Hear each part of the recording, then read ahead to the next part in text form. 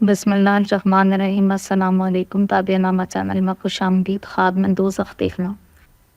حضرت ابن سیرین فرماتے ہیں اگر کوئی شخص دیکھے کہ وہ دوزخ میں ہے اور باہر نہیں نکل سکا، دلیل ہے کہ گناہ گار اور بدعمل شخص ہے، اس کو توبہ کرنی چاہیے۔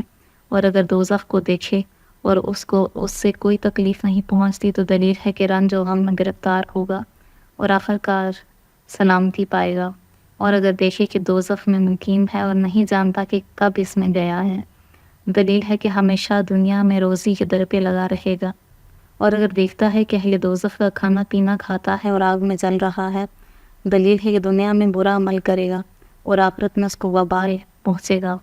اور اگر دیکھتا ہے کہ اس کو فرشتے نے پیشانی سے پکڑ رکھا ہے اور دوزخ میں ڈالا ہے بالوں سے پکڑ کر، تو دلیل ہے کہ صاحب خواب ایک بدبخت انسان ہے۔ حضرت ابراہیم کرمانی رحمۃ اللہ علیہ فرماتے ہیں اگر اپنے آپ کو دوزخ میں دیکھے، دلیل ہے کہ گناہ کرنے پر دلیل ہوگا۔ اور اگر دیکھے کہ تھوہڑ اور کھولتا ہوا پانی پیتا ہے، دلیل ہے علم باطن اور مجہول مشغول ہوگا۔ اور اگر دیکھے تلوار کھینچی ہے اور دوزخ میں گیا ہے، دلیل ہے فحش باتیں کرے گا، بری باتیں کہے گا۔ اور اگر دیکھتا ہے کہ دوزخ میں کوئی چیز کھائی ہے، دلیل ہے کسی یتیم کا مال کھائے گا۔ اور اگر دیکھے اس نے دوزخ کے پاس آگ روشن کی ہے، دلیل ہے کوئی مشکل کام اس کو پیش آئے گا۔